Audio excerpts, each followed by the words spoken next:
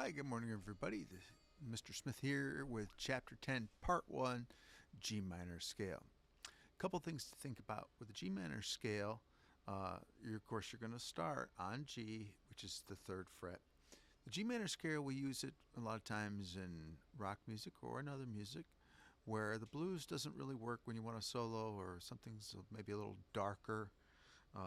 That's why the G major scale is important, to be able to play with color and something with a little darker tone to it.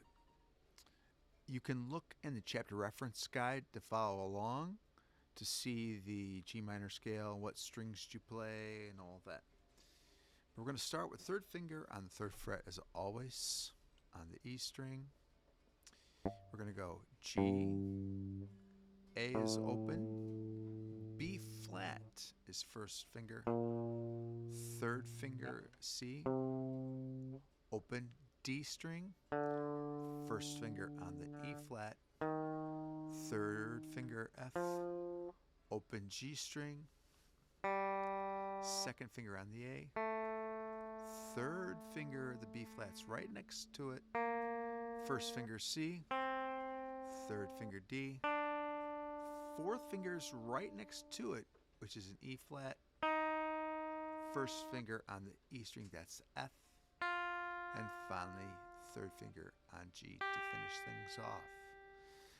In the G minor scale, we have B flat and E flat in the G minor scale, and we're going to see both of those flats 2 times as we're going over the 2 octaves. Putting it together, here we go. G, A, B flat, C, D, E flat, F, G, A, B flat, C, D, E flat, F, G.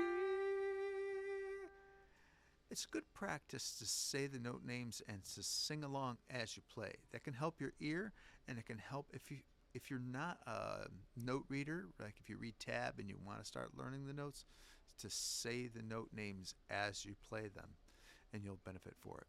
All right, there's part 1, G minor scale, chapter 10. Take a look at it. Thank you.